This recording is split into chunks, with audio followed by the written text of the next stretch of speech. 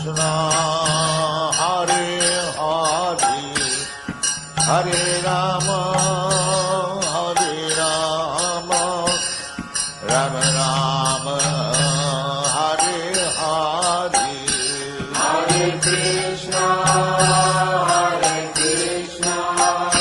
Krishna Krishna, Hare Hare, Hare Rama, Hare Rama, Rama Rama, Hare Hare, Hare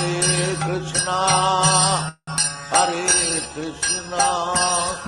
Krishna Krishna, Hare Hare, Hare Rama, Hare Rama, Rama Rama, Hare Hare, Hare Krishna,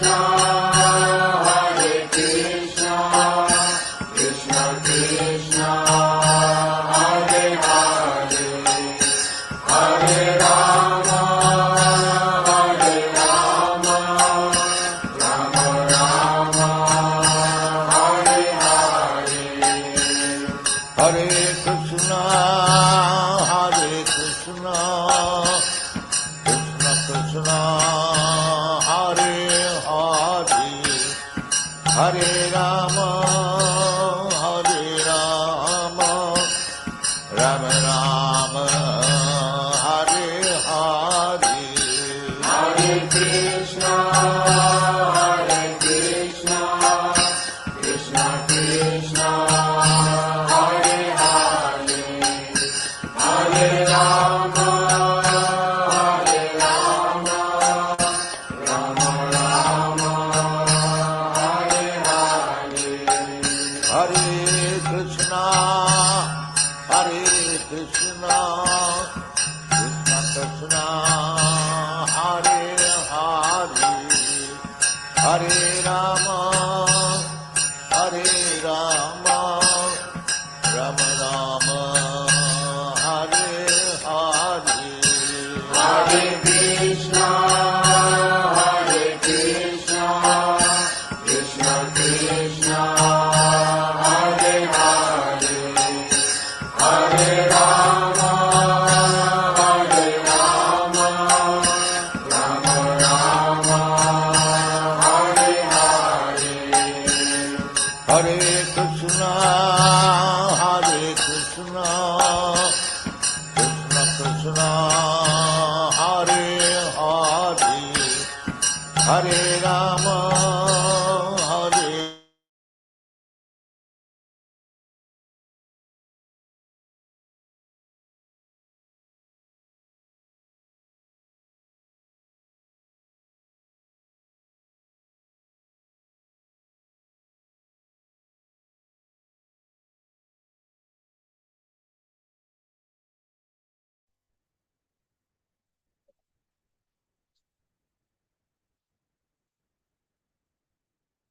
Hare Krishna, dear devotees. So I welcome you all to our day 6 of 21 days Śrīmad Bhāgavatam reading challenge.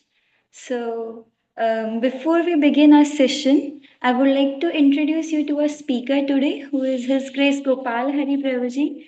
And Prabhuji has also joined the session. So Prabhuji is a very senior disciple of His Holiness Gopal Krishna Goswami Maharaj. And Prabhuji holds a distinguished professorship in ethics at Aurora University.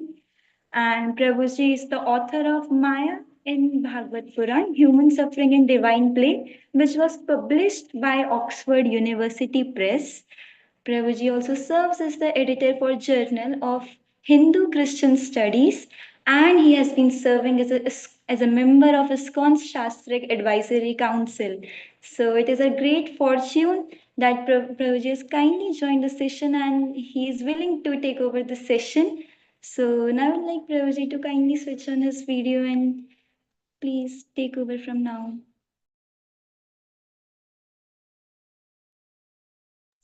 Thank you so much, Prabhuji, for taking up this service and taking up this session. We are very grateful for your association. Thank you. Thank you for joining and for facilitating this wonderful Bhagavatam marathon, 21 days. This is so nice. It's such inspiring sessions, such inspiring insights from the Śrīmad Bhāgavatam. So personally, I'm very grateful for everyone's association and for the opportunity to offer some service. So do you normally start with short Jai Radha Madhav, or should I directly start with the class?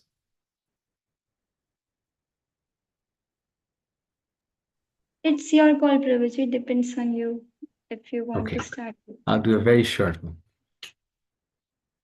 Jai Radha Madhava Kunja Bihari Jaya Radha Madhava Kunja Bihari Jaya Gopi Janavallabha Jaya Girivaradhari Jaya Girivaradhari Jaya Yashoda Nandana Jaya Brajajana Ranjana Jaya Yashoda Nandana Jaya Brajajana Ranjana Jaya Yamuna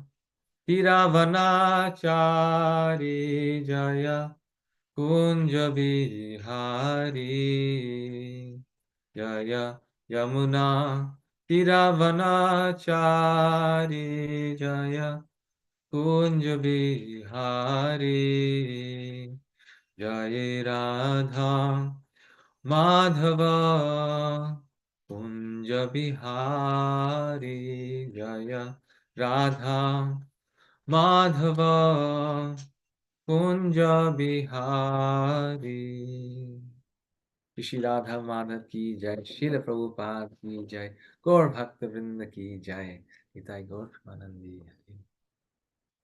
Om Namo Bhagavate Vasudevaya, Om Namo Bhagavate Vasudevaya, Om Namo Bhagavate Vasudevaya. So today we are reading from Śrīmad Bhāgavatam 3:4-26. And the theme today is dealing with senior devotees. So I'm endeavoring to say something for my own purification, and I beg for the blessings of the senior Vaishnavas present here, that they may bless so I can say something useful. So let's start by reading the verse. Uddhava vacha Nanu te tattva sangradhya rishiko sharavontike sakshad bhagavata dhishto martyalokam jihasata. Word for word meaning. Uddhava vacha, Uddhava said, Nanu, however, te, of yourself, tattva sangradhya, of one who is worshipable for reception of transcendental knowledge. Rishi, learned scholar, Gosharavaha, unto the son of Usharu, Maitreya. Antike, staying nearby, Sakshat, directly, Bhagavata, by the personality of Godhead, Adishta, instructed, Martyalokam, material world, Jihasata, while quitting. Translation purport by His Divine Grace A.C. Bhaktivedanta Swami Srila Prabhupada Ki Jai. Translation. Uddhava said, you may take lessons from the great learned sage Maitreya, who is nearby and who is worshipable for reception of transcendental knowledge. He was directly instructed by the personality of Godhead while he was about to quit this mortal world. Once again, Sri Uddhava said, you may take lessons from the great learned sage Maitreya, who is nearby and who is worshipable for reception of transcendental knowledge. He was directly instructed by the personality of Godhead while he was about to quit this mortal world. Purport. Although one may be well versed in transcendental science, one should be careful about the offense of Maryada Vyatikrama, or impertinently surpassing a greater personality. According to scriptural injunction, one should be very careful of transgressing the law of Maryada Vyatikrama, because by so doing one loses his duration of life, his opulence, fame, and piety, and the blessings of all the world. To be well versed in the transcendental science necessitates awareness of the techniques of spiritual science. Uddhava, being well aware of all these technicalities of transcendental science, advised Vidura to approach Maitreya Rishi to receive transcendental knowledge. Vidura wanted to accept Uddhava as his master, as his spiritual master, but Uddhava did not accept the post because Vidura was as old as Uddhava's father, and therefore Uddhava could not accept him as his disciple, especially when Maitreya was present nearby. The rule is that in the presence of a higher personality, one should not be very eager to impart instructions, even if one is competent and well versed. So Uddhava decided to send an elderly person like Vidura to Maitreya, another elderly person. But he was well versed, also because he was directly instructed by the Lord while he was about to quit this mortal world. Since both Uddhava and Maitreya were directly instructed by the Lord, both had the authority to become the spiritual master of Vidura or anyone else, but Maitreya, being elderly, had the first claim to becoming the spiritual master, especially for Vidura, who was much older than Uddhava. One should not be eager to become a spiritual master cheaply for the sake of profit and fame, but should become a spiritual master only for the service of the Lord. The Lord never tolerates the impertinence of Maryada Vyatikrama. One should never pass over the honor due to an elderly spiritual master in the interests of one's own personal gain and fame. Impertinence on the part of the pseudo-spiritual master is very risky to progressive spiritual realization. Om Jnanam Timirandhasya Jnananjana Shalakaya Chakshurunmilitam Yena Tasmai Shri Gurave Namaha Shri Chaitanya Manobhishtam Stapitam Yena Bhutale Swayam Rupa Kadahmayam Dadati Swapadantikam Vandeham Shri Guru Shri Yuta Padakamalam Shri Gurun Vaishnavangsha Shri Rupam Sagrajatam Sahagana Raghunathanvitam Tam Sajivam Sadvaitam Savadhutam Parijana Sahitam Krishna Chaitanya Devam Shri Radha Krishna Padan Sahagana Lalita Shri Vishakhanvitangsha He Krishna Karuna Sindho Deenabandho Jagatpate Gopesha Gopika Kanta Radha Kanta Namostute Tapta Kanchana Gaurangi Radhe Vrindavaneshwari Vrishabhanu Stute Devi Pranamami Hari Priye Vanchakalpa Tarubhyascha Kripa Sindhubhya eva cha Patitanam Pavanebhyo Vaishnavebhyo Namo Namaha Jai Shri Krishna Chaitanya Prabhu Nityananda Shri Advaita Gadadhara Shri Vasadi Gaura Bhakta Vrinda Hare Krishna Hare Krishna Krishna Krishna Hare Hare Hare Rama Hare Rama Rama Rama Hare Hare.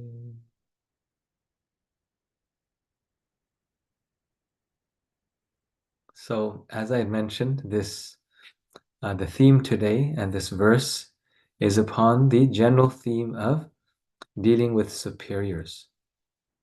And in this verse, we find such wonderful instructions about how the Śrīmad Bhāgavatam teaches us how to deal with superiors and seniors. Those who are more senior to us in age, those who are more superior to us in experience or spiritual realization. How does one deal with such superiors? And here in this verse, we see how Maitreya Rishi and Vidura and Uddhava are having this very wonderful exchange. Vidura was traveling because he had been thrown out of the kingdom of Hastinapur. And as he travels, he meets Uddhava. He meets the personal attendant of Krishna. It said that Uddhava was so spiritually realized, he was so spiritually exalted, that even Krishna would take his advice. Even Krishna in the court, when asked some question, he would turn to Uddhava and say, Uddhava, what do you think? This is how close he was to the Lord. Because of his immense intimacy with the Lord, it's described that Uddhava had developed the same bodily features as the Lord. He looked just like Krishna because he was so dear to him. And his mind was so much absorbed in Krishna consciousness. It said that whenever we meditate upon something very deeply, our body, our form takes the characteristic of the object of our meditation. And this is very true. Like Srila Prabhupada gives the example, and we see this in the Western countries especially, that when people think of their dogs very deeply, then when you see them, they start to look like their dogs, very similar in feature. Similarly, when husband and wife think of each other very deeply all the time, they look like each other. They look like the perfect couple. Why? Because their consciousness is the same. So the nature, the appearance also matches. And similarly, it said that the very devout and sincere disciple will take upon the characteristics of his spiritual master, to the point of even similar appearance as a spiritual master, because of their intense and deep meditation upon the spiritual master, the devotee of the Lord. And we see this also. I recall in my own small experience, I was fortunate to see His Holiness Tamal Krishna Maharaj a few days before he left this world. He was in Mayapur Dham, and he came into the temple one day, and I had actually never seen him before in my life. I'd heard so many lectures, but never physically seen him closely. And he was walking through the temple, and as he was walking through, he was so, he's such an effulgence coming from his body. But when he was walking in the temple, the temple room sort of parted, he was coming through. For one moment, I glanced over to Srila Prabhupada's Vyasasan, because for 1 minute, I thought maybe Prabhupada's Murti was coming through the temple. Because I remember his face looked so much like Srila Prabhupada's face. His meditation on Srila Prabhupada had become so intense that even his physical features were reflecting Srila Prabhupada's features. Not that the disciple ever becomes the spiritual master or becomes equal to the spiritual master, but that is the quality of a devotee. So Uddhava was so devoted to Krishna that his features were just like Krishna's features. And this is why even the gopis of Vrindavan knew how dear he must be to Krishna, because he looked just like Krishna, not in an artificial way, but in a very deep way. And Krishna himself would take guidance from Uddhava. This is how intelligent and deep and devotional he was. But here we see the main reason why Krishna took advice from Uddhava is because of his humility. Right? Uddhava was so humble while being so dear to Krishna. He was at the same time so much aware of his duty and never wanted to cross the boundary of his authority. So when Vidura comes to Uddhava, then Uddhava is fully uh, capable and qualified to become Vidura's spiritual master. But here we see how Uddhava does not feel that it is his duty to become Vidura's spiritual master. And in the purport, Prabhupada gives two reasons.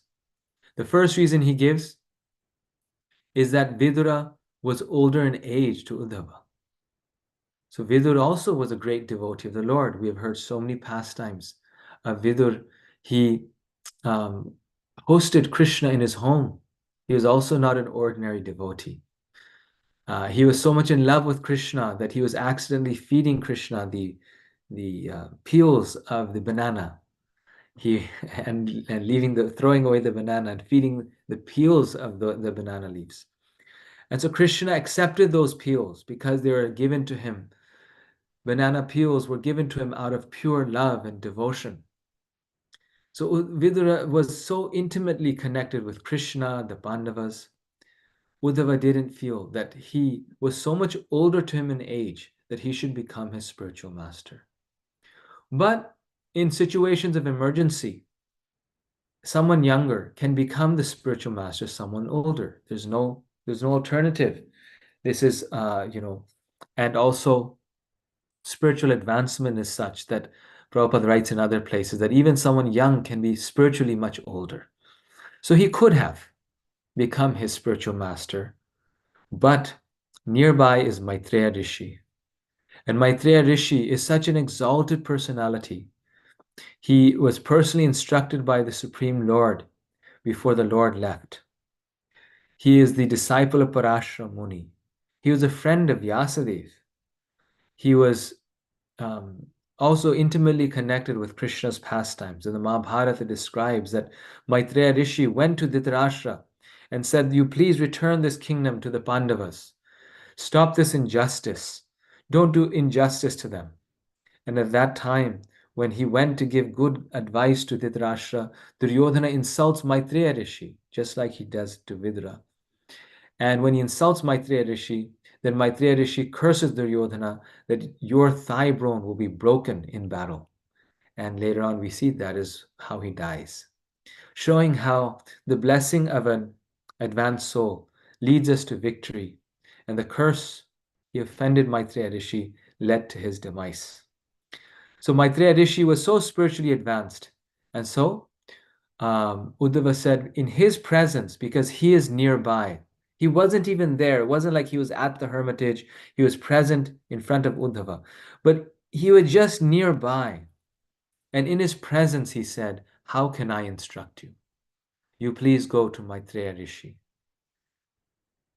Even though Prabhupada says Uddhava was more spiritually qualified than Maitreya Rishi, Uddhava was more intimate to Krishna than Maitreya Rishi, but still, following the principle of not engaging in Maryada Avyatikrama, in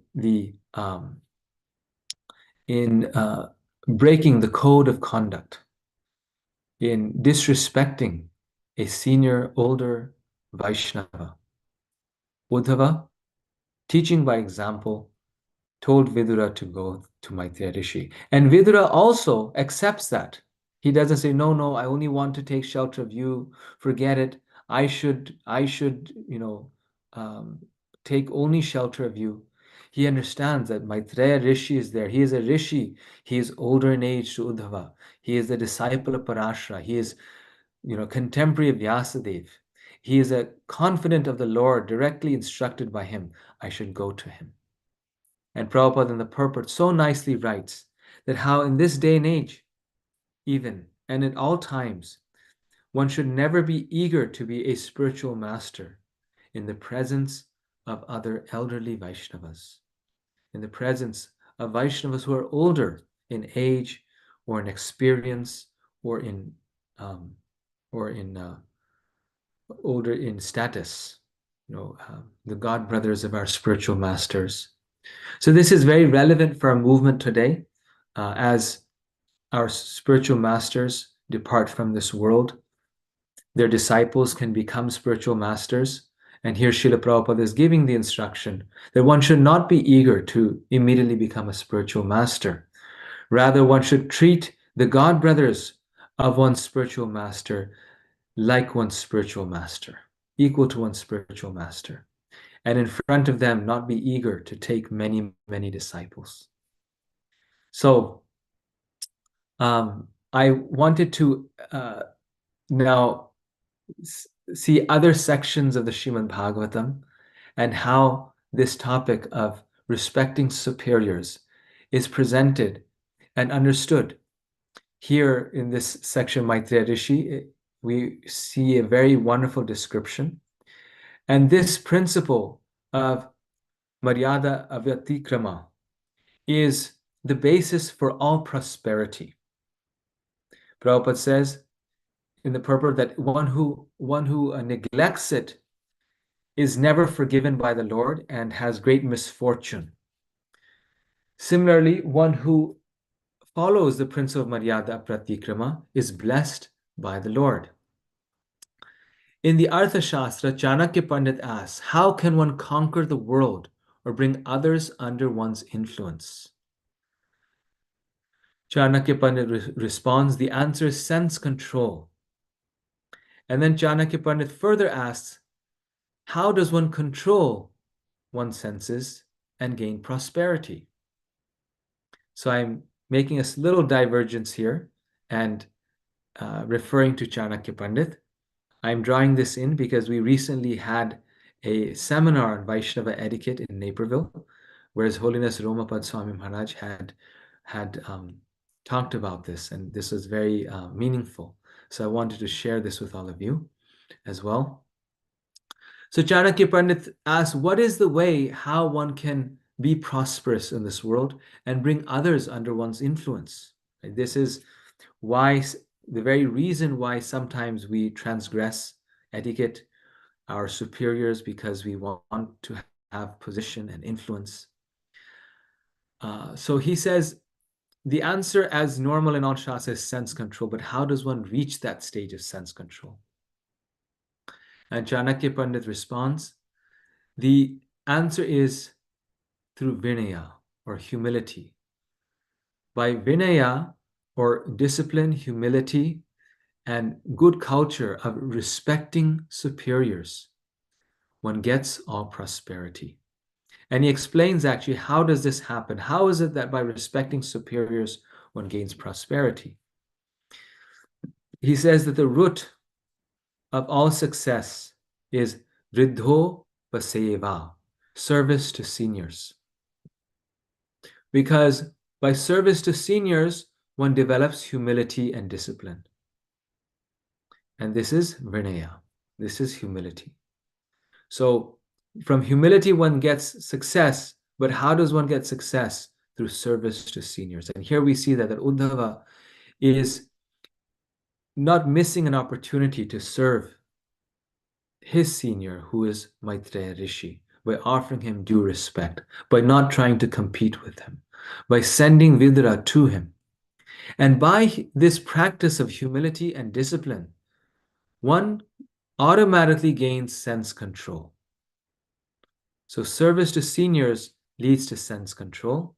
And through sense control, one receives vijnana, or spiritual knowledge and ultimate success. So this is so nicely being described here. So the prosperity is reached by sense control. And spiritual prosperity means prosperity both in material things and in spiritual things.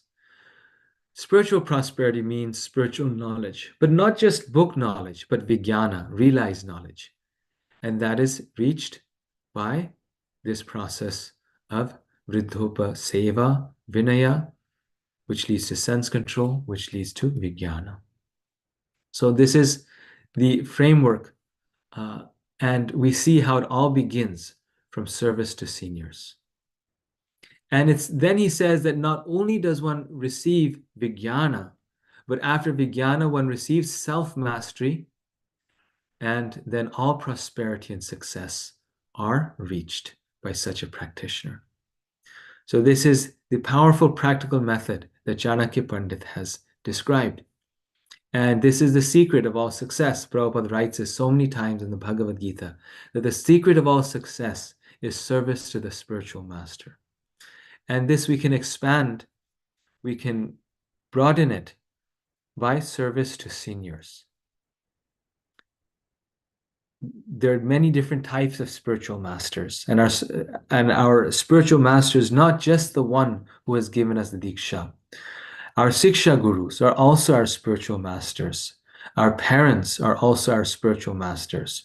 Our elders, like an elder brother or a Vaishnava who is elderly or Vaishnavi, are also our seniors, our spiritual masters. The fruit of service to seniors is vijnana. As a result of serving one's superiors and seniors, a person becomes capable of attaining vijnana, or realized spiritual knowledge, and the ability to understand the soul. Otherwise, vijnana is not possible. So, this is the repeated message in the Vedic texts, particularly Śrīmad Bhāgavatam, that this must be done. And this is something that we try to practice in our spiritual life on a day-to-day basis. The trouble comes when we start to feel, well, what do I do when the senior that I'm serving or the senior who is present before me is not perfect? The trouble comes when we find imperfections or genuine challenges or problems in those who are seniors to us, right? Normally, there's no problem. Or you could say, with a self-realized soul, obviously it's very offensive not to respect them. But when some senior Vaishnava is very, very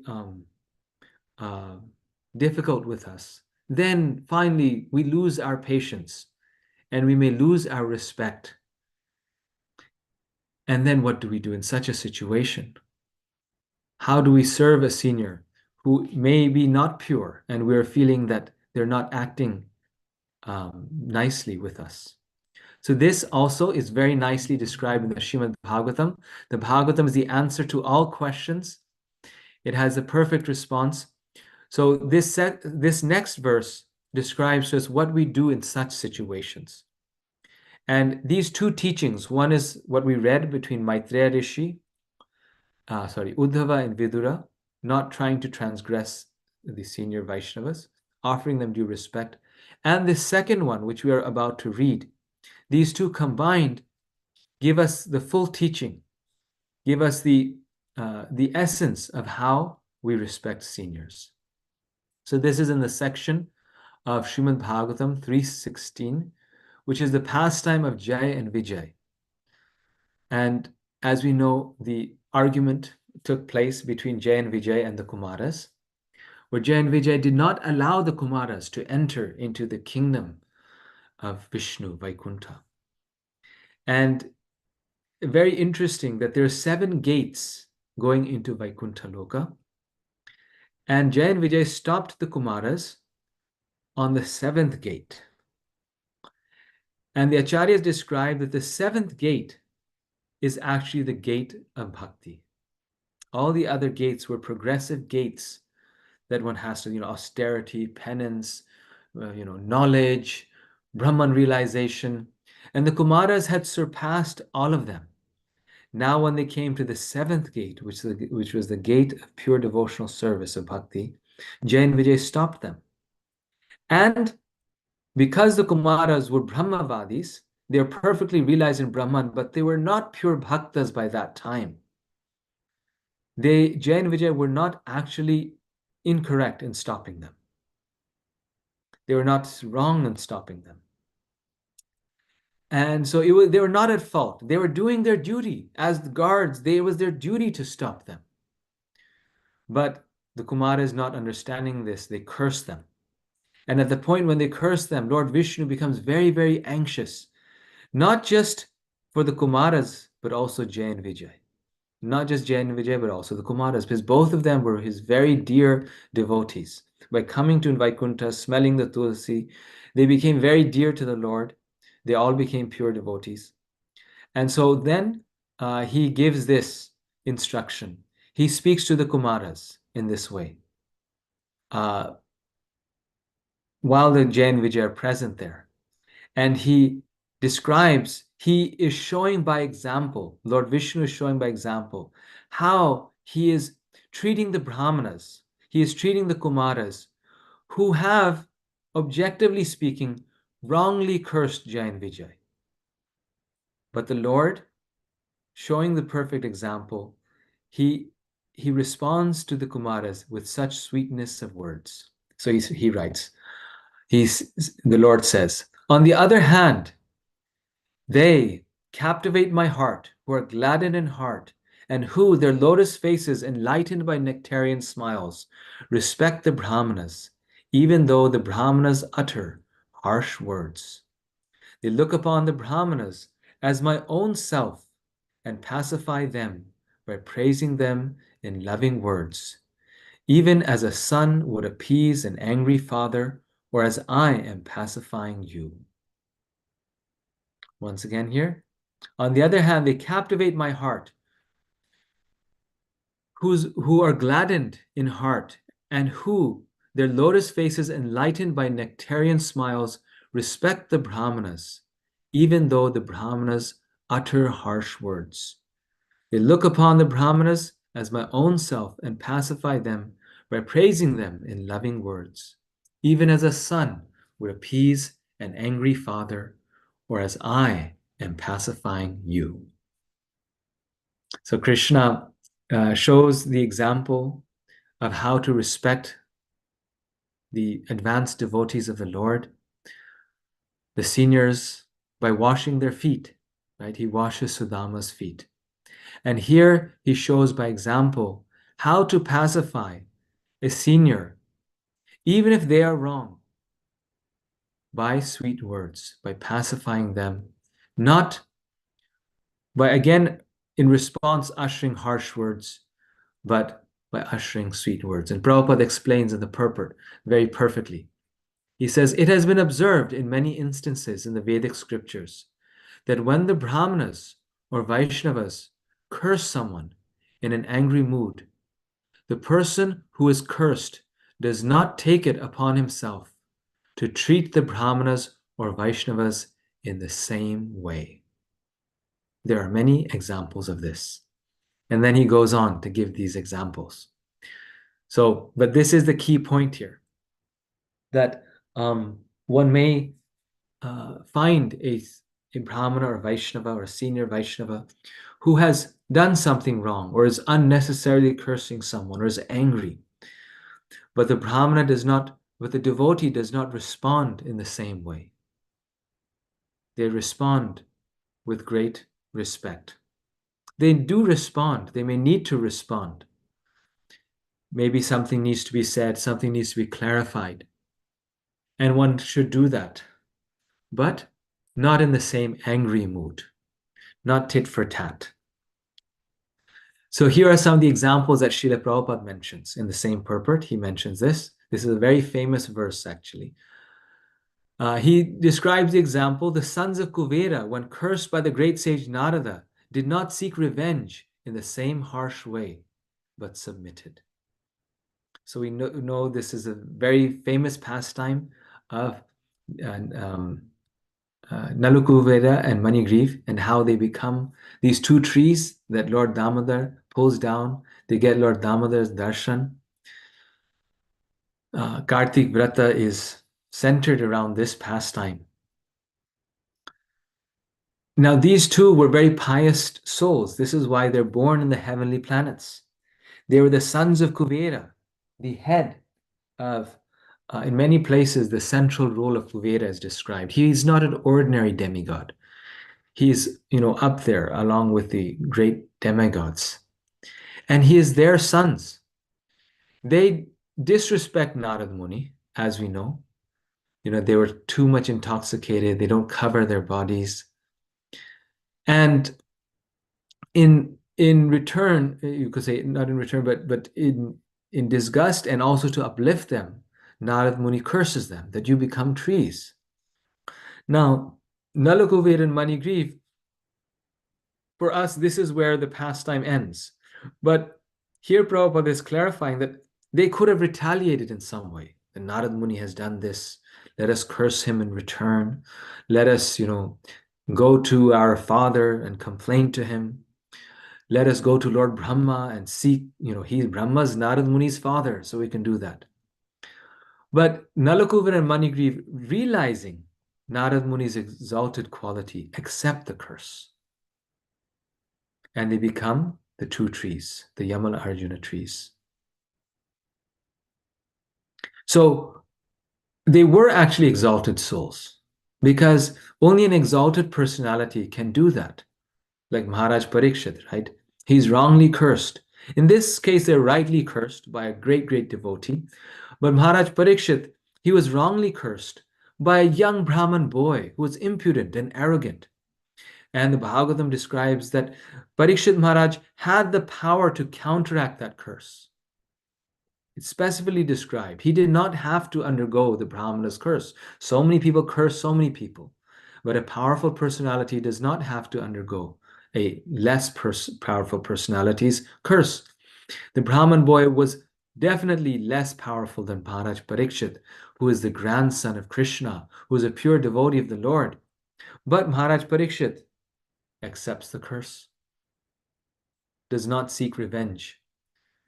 So Nalakuvir and Manigriv, very exalted souls, they accept that curse. Who would accept becoming a tree, once you're a demigod, becoming a tree for millions of years? But because they do this, they see Krishna face to face. Because they don't respond in the same, way. They don't curse Narad Muni in return. They accept it, though they may have even felt that the punishment was too great for their offense. Though they may have felt that it was harsh, but they accepted it. They saw the Lord face to face. So this is, of course, again, in this case, Narad Muni is perfect. He can see the plan of the Lord. But from the perspective of Nalakuvir and Manigriv, Prabhupada is giving this example that one does not need to respond. And then Krishna becomes so pleased with such a devotee, respond in a harsh way. Similarly, he gives the example of Jai and Vijay. They're cursed by the four Kumaras, wrongfully cursed. As I mentioned, the Acharyas are explaining they're at the seventh gate. Bhakti is not fully manifest. This is the instruction, the order they have received from the Lord to stop anyone who is not ready, but they do so. And as a result, they get to see the Lord and fight with the Lord in loving play for 4 lifetimes. And then finally after that, come back as Jaga and Madha in Sri Chaitanya Mahaprabhu's pastimes. So again, the example is given that it's not just, it's wrongly done, right? We always accept, or not always actually, but a devotee can accept if they get punished rightfully. Yes, it was my mistake, therefore I'm getting punished, and I rightfully accept this. The hard part is when it's wrongfully done, right? And in general, because we have an ego, we feel in general it's wrong, right? Whenever anyone chastises us, we feel it must be wrong. But the point here is that it's not very important whether it's right or wrong. But when there's some correction from a senior Vaishnava, the devotee does not respond in the same way. That should be the way, Prabhupada is finishing here, that should be the way of treating Brahmanas and Vaishnavas. One may sometimes be faced with a grievous situation created by a Brahmana. but instead of meeting him with a similar mood, one should try to pacify him with a smiling face and mild treatment. And here Srila Prabhupada is not just speaking of brahmanas, as we saw in the translation.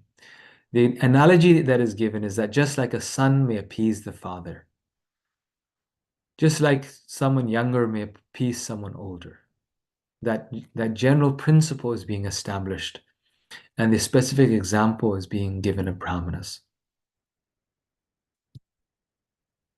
The next pastime that we see is of Prithu Maharaj, and I'll go through this quickly. Śrīmad Bhāgavatam 4:19-35.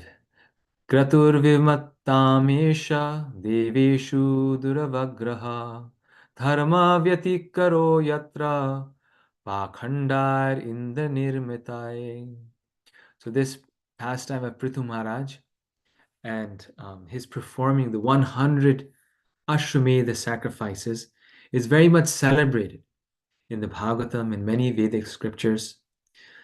And we all know the pastime that Prithu Maharaj had performed 99 Ashwamedha Yajnas.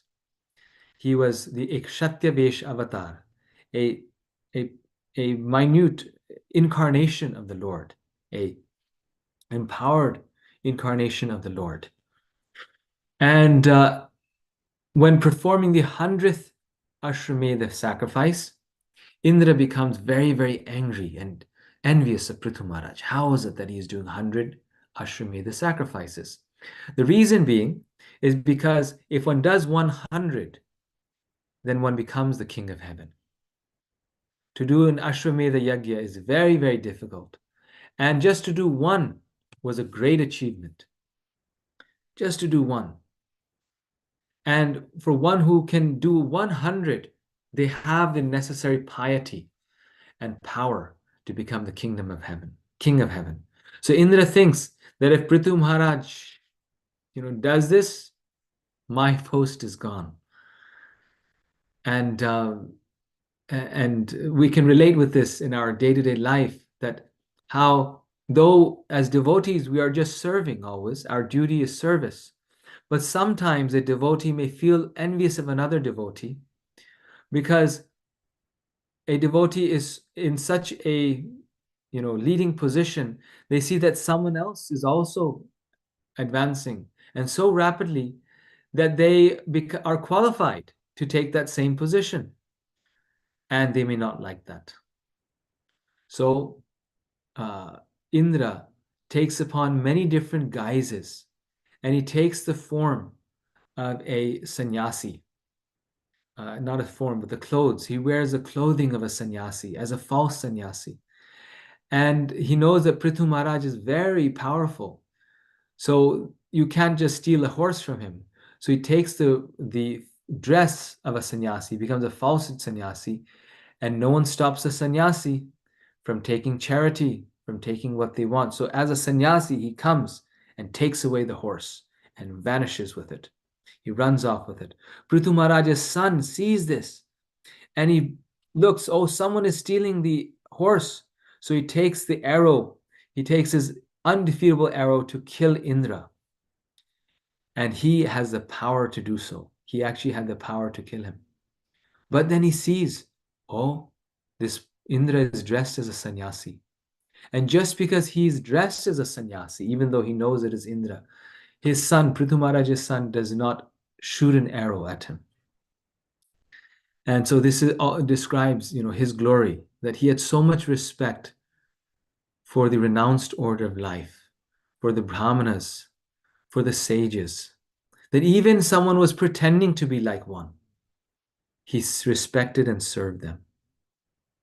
He did not shoot his arrow, though they were doing something wrong, right? The same principle is there.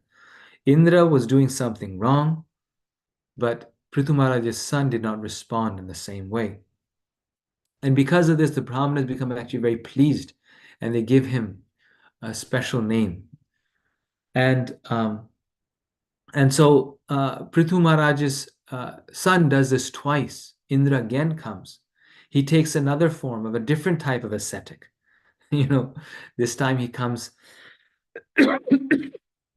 as a Naga Baba. It said all types of ascetics, Prabhupada mentions, the ones who wear clothes, the ones who don't wear clothes, the ones who have matted hair. And in this way, he starts so many apasampradayas. And this is Indra. He also is in a senior role to Prithu Maharaj.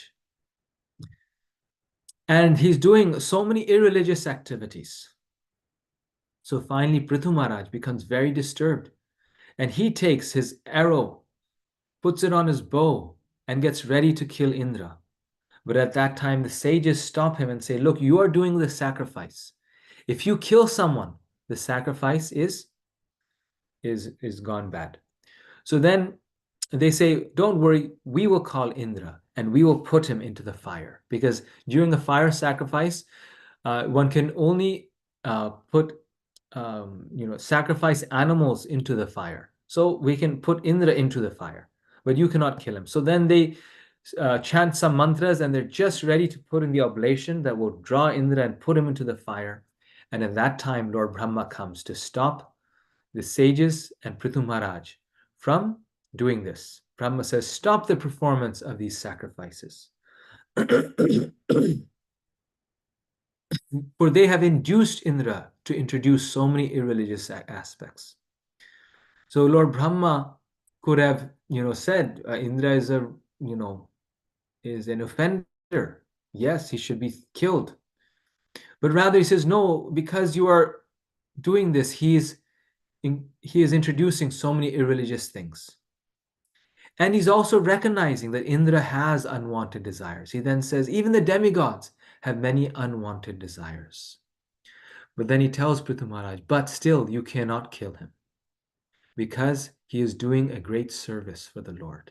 By being the king of heaven, he is carrying out a very great service for the Lord. He is very dear to the Lord. And that's why you cannot kill him.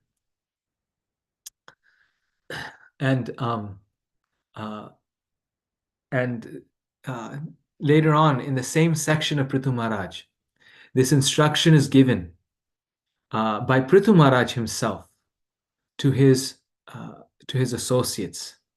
He says, a candidate for spiritual advancement must be non-violent, must follow in the footsteps of great acharyas, must always remember the nectar of the pastimes of the Supreme Personality of Godhead, must follow the regulated principles without material desire, and while following the regulated principles, should not blaspheme others.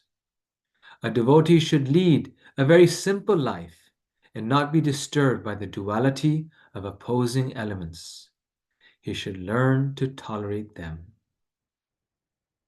So, Prithu Maharaj at that moment had become very disturbed by the opposing elements, and he was getting ready to kill Indra. But Brahma said, what more do you need to gain? The Lord is already pleased with you. Why for this 100th sacrifice? Even though Indra is wrong, right? He is envious of Prithu Maharaj. He's saying, why should you kill him? Rather tolerate it. You should tolerate his impudence. And simultaneously remember the nectarian pastimes of Krishna. But remembering Krishna's pastimes, that tolerance will become easy. When we hear and chant about Krishna's glories, and this is why hearing and chanting is the basis of everything that we do. When the devotee relishes Krishna's pastimes, it's easy to become tolerant. And one should not blaspheme others, and one should not be violent. There's no question of committing violence. This is Arjuna's realization as well, and this is why the image of Arjuna is here. That Arjuna is so spiritually advanced that he knows that what is being done to him is unjust. But he tells Krishna, Govinda, why should I fight? They are our seniors. They're worthy of our worship. If they want this kingdom, give it to them. Bhishma, Drona, all of them have assembled on the other side. It may be Duryodhana that's the problem, but somehow they have taken his side. And they want the kingdom. That's why they're on this battle. So let them have it. It is better, he says, if they come with their arms upraised with weapons in hand and they kill us, rather than we should go and fight with them and kill them. For they are worthy of our worship. Arjuna says, even though, the actual verse he says, even though they have material desire and they have acted wrongly, right? In the Draupadi Vastra Haran, they don't speak up. They're supporting Duryodhana by standing next to him on battle. Still, they're worthy of our worship. We should still respect them and worship them because they are our seniors. And Srila Prabhupada writes in the purport that it is this quality of Arjuna, his soft-heartedness, his Vaishnava quality of compassion and respect for the seniors, his Vaishnava quality of humility. Remember, Arjuna is the greatest warrior on the planet. So it's not that he's also weak. So he's weak and therefore humble also. No, he's the greatest warrior, the greatest archer on the planet at that time. And he had proven his strength. How? Because right before that, alone, he had defeated all of the Kauravas, right? In the Agyatvas during that time. Bhishma, Drona, Karna, Duryodhana, single-handedly, without even Krishna on his chariot, he had defeated all of them. So he knew that he could win them. And everyone there knew Arjuna's power. And here he was not standing alone. Krishna was on his chariot. Bhima was next to him. Yudhishthira was there. So he was a very powerful person who had every possibility of winning the battle, of conquering.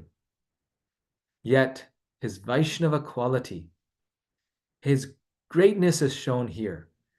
His greatness is not shown by his eagerness to fight, but his greatness is shown by his eagerness of not fighting, of saying, Krishna, if it's about me, let them have it. They are my seniors. Let them have what they have. Again, the same principle that we read, not responding in the same harsh way that the senior or the Brahmana speaks. That is the path to prosperity. This mood of service, this mood of deferring to the senior is being taught by Maitreya, by Uddhava to all of us by his example. One should be eager, enthusiastic, not to compete, but to serve those who are senior to us. So later on, because Prithu Maharaj agrees to Brahma's advice, though he has the power again, he submits to Lord Brahma's instructions. The Lord becomes so happy that Krishna himself, Lord Vishnu, appears in the arena. And the final chapters, they describe this. Lord Vishnu, the Supreme Personality of Godhead, said, my dear King Prithu, Indra, the King of Heaven, has disturbed your execution of 100 sacrifices. Now he has come with me to be forgiven by you. Therefore, excuse him. O King, one who is advanced in intelligence and eager to perform welfare activities for others is considered best amongst human beings. An advanced human being is never malicious to others. Those with advanced intelligence are always conscious that this material body is different from the soul. Right? It's said here, an advanced human being is never malicious to others. Even Lord Vishnu is coming and instructing Maharaj Prithu. That is good that you didn't do this. You should not have shot the arrow at Indra. Don't be malicious to him. And the result of this is, because Indra is very exalted, Indra felt very embarrassed in heart. He came to apologize to Prithu Maharaj. This is the result, and now he see the result. Why are we doing this? Of being tolerant of the superior's harsh words and still speaking with lotus-like faces, like the Bhagavatam was saying, with affection to someone senior, is that then they become embarrassed and they provide their heartfelt blessings to those who are respecting them in this way. If a personality like you, who are so much advanced because of executing the instructions of the previous acharyas, is carried away by the influence of material energy, then all your advancement may be considered simply a waste of time.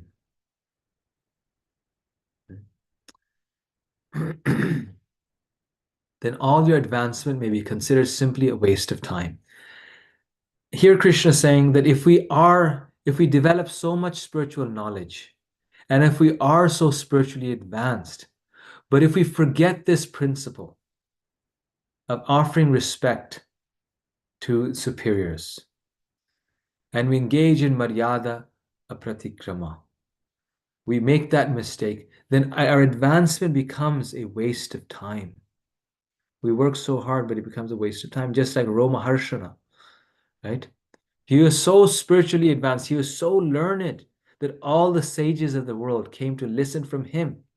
But he forgot just one thing, and that is respecting Lord Balaram, respecting the spiritual master, respecting that person who was senior to him, who was more advanced than him. And so all of his advancement of knowledge became a waste of time. On the other hand, we find the example here that though Uddhava is so exalted and is more advanced, because he defers to Maitreya Rishi, it becomes part of his glory, the greatness of his glory.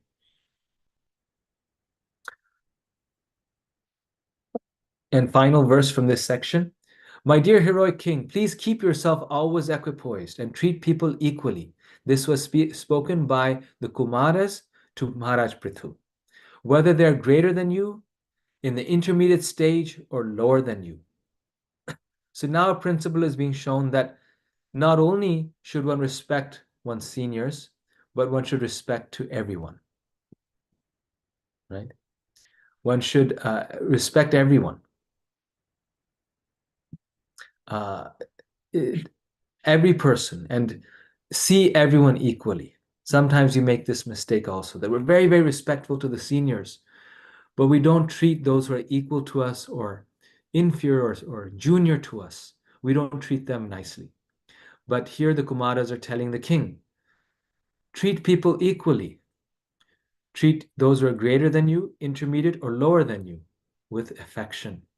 Do not be disturbed by temporary distress or happiness. Fully control your mind and senses. In this transcendental position, try to execute your duty as king in whatever condition of life you may be posted by my arrangement. For your only duty here is to give protection to the citizens of your kingdom. So here it's being described that they're telling him particularly that it's actually your duty to protect the citizens. The citizens are inferior to the king, and it is his duty. And if he doesn't do that duty, there's a long purport. Prabhupada explains that such a king loses all of his good fortune, all of his piety for not giving that protection.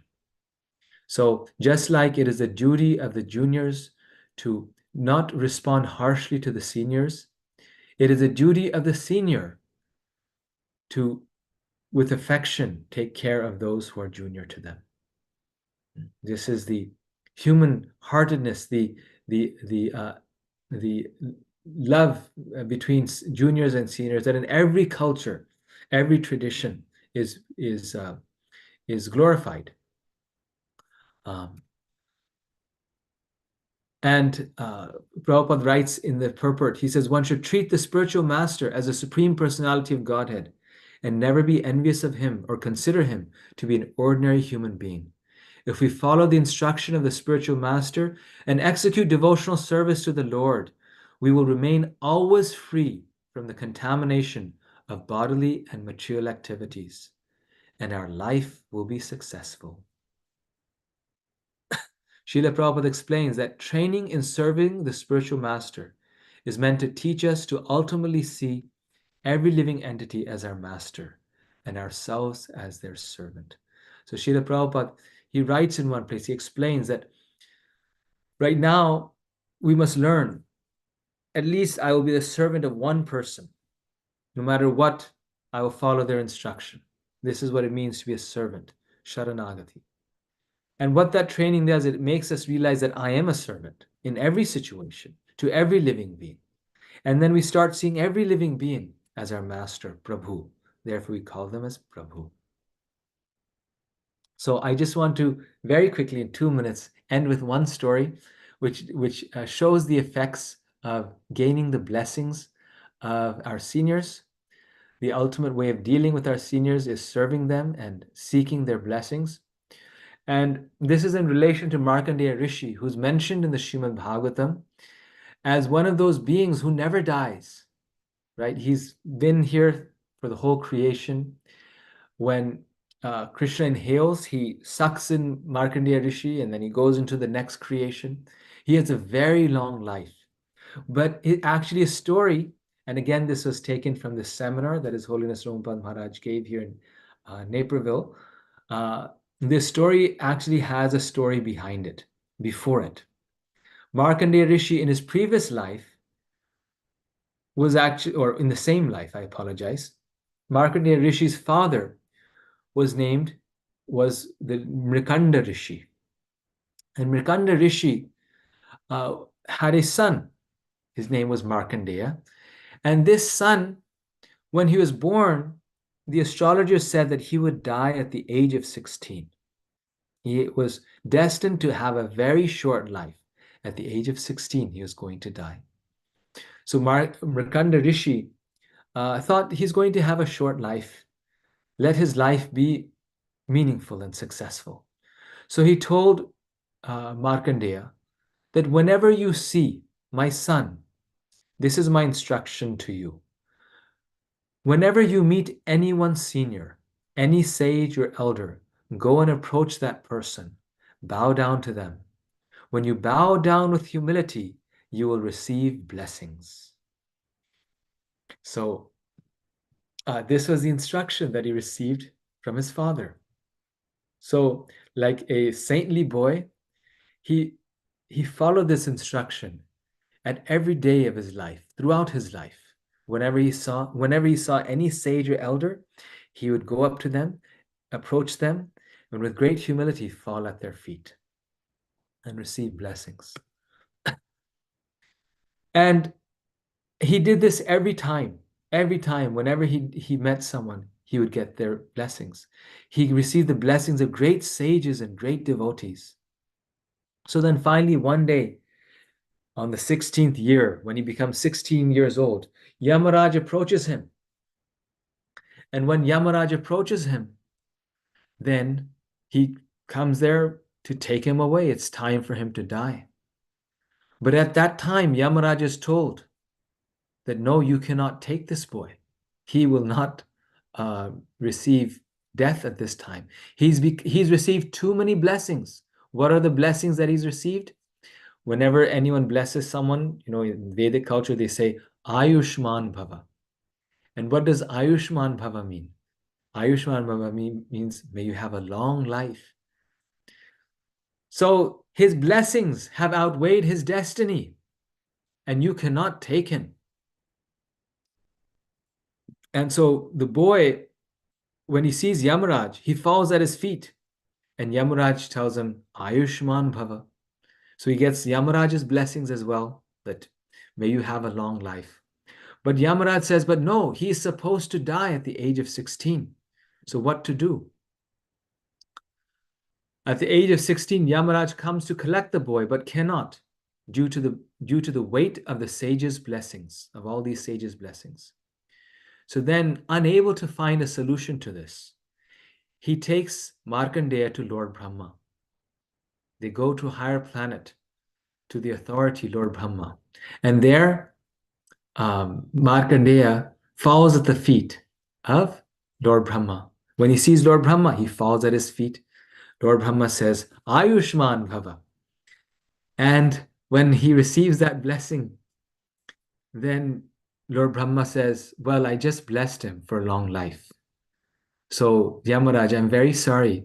Before Yamaraj can even ask the question, Markandeya falls at his feet, because this was the instruction of his father, that asked for the blessings. And before Brahma knows what the issue is, Brahma says, Ayushman Bhava. So Brahma says, I've already given him long life, the blessing of long life. So indeed, he cannot die. And that's why it said that Markandeya Rishi, what to speak of dying at the age of 16, he becomes the longest living person on the planet. As Markandeya Rishi, he is still present on this planet. We have many, people who live till 120, this, that. He is living until this day, showing that blessings are so powerful. The blessings of the seniors are so powerful that they can even change our destiny. Right? People say, well, destiny, no one can change, especially life and death. There's certain things that, you can change small things, the trajectory of different parts, but life and death, it said, we are born with a certain number of breaths, right? These are karmas that are very difficult to change. But even that destiny of when we are supposed to die changes by the blessings of the devotees of the Lord, by our seniors. And that's why Prabhupada said that in the life of a devotee, when we clap our hands in kirtan, the lines in our hands change. And that's why our astrology or the lines in our hands are not so important for a devotee, because blessings can change all of that. So thank you very much. I'll stop here. And thank you very much for your patience. Hare Krishna Prabhuji, thank you so much for your class. It was such a sweet and nectarian class, Prabhuji. How you beautifully described how to maintain and sustain the relationships with senior devotees, and how you told us the secret of progressing is serving the Vaishnavas, the spiritual masters, and then we can attain the Vijnana stage. So we are very grateful, Prabhuji, for your lecture, for your so sweet lecture, and I hope we all will practically apply all of these in our lives and maintain a very sweet relationships with our seniors. So there are little questions, some questions, Prabhuji. I would like to just narrate them, and you can then answer them. Is it fine with you? Actually, let's see. Yes, I can do it for 10 minutes, and then I have to. Okay. So the first question is, Hare Krishna Prabhuji, thank you for a wonderful class. My question is, if Prithu Maharaj was right to tolerate, then why Arjuna, who did not want to fight, was forced to fight? Yes, this is because the supreme authority, the supreme senior authority is Krishna. And because this is particularly Arjuna's example, that on his own account, he did not want to fight with anyone who was more spiritually advanced or senior than him. But then he does so because Krishna orders him to. So for the service of Krishna, on the instruction of Krishna, on the instruction of the Supreme Lord, in our case, it could be the spiritual master or our authority, he did the needful. But even that, very reluctantly, in the most gentle way possible. Of course, in battle, there's nothing gentle. You have to fight. But he did so with great caution. Krishna had to speak the entire Gita to convince him to do so. So, yes, Hanuman also, the devotees of the Lord, they fight when it is needed, but only by the instruction of the Lord, not for themselves. The next question is, today it is just the opposite. Teachers are insulted by students at the slightest opportunity. What should be the advice for such students by the teachers? Prabhupada actually writes this in the Ishopanishad. He says that in today's society, the parents, he says, are getting great headaches because of their children, the youth. Similarly, the teachers also. They have become the students have become so rude to their teachers, and it is their loss, right? There's no transmission of spiritual knowledge. There's no transmission of knowledge without blessings. We think now in our society that through ChatGPT, through AI, we can get all knowledge. But that is jnana. And what was Chanakya Pandit saying? Vijnana, realized knowledge, comes by service to superiors. If we miss that part, then the jnana does not become vijnana. Right? We can get the jnana, but tadvidi pranipatina pariprashnena sevaya. If we do the pariprashnena and it's not accompanied by the sevaya, then there's no jnana, then there's no lasting knowledge. Then what will happen is that when we need the knowledge will not appear to us. Right? We'll gain the knowledge, we can give a good class, we can become a great speaker, we can become very learned, write many books. But when we need the knowledge will not appear. Just like Karna, right? He was such a good student, but because he disrespected Parashuram, or his motivation was not right, when he needed the knowledge, it did not come useful to him. The knowledge will not help us. So that's what the teachers can tell their students. Thank you, Prabhuji. And just the last question for the night. So it's in the material world, when we are tolerant, people try to disturb us more. So how should we deal with it? Yes, so this is a nice story in the scriptures regarding this. One time Narad Muni made a snake into a devotee. You may have heard this pastime. He made a snake into a devotee, and he told the snake, never bite. Don't kill others. Stop doing this. So the snake became a very nice disciple, followed the instruction. Finally, the village children figured out that this snake never bites. So they started to mistreat it and hit it with a stick and all these things. And one time they even tried to burn it. So the snake became very afraid of his life. Next time Narad Muni came, he said, Guru Maharaj, I've been seriously following your instruction. I never bite at anyone, but now the village children are about to kill me. What should I do? And Narad Muni says, I told you not to bite, but I never told you that you cannot hiss. I never said you cannot raise your head and hiss.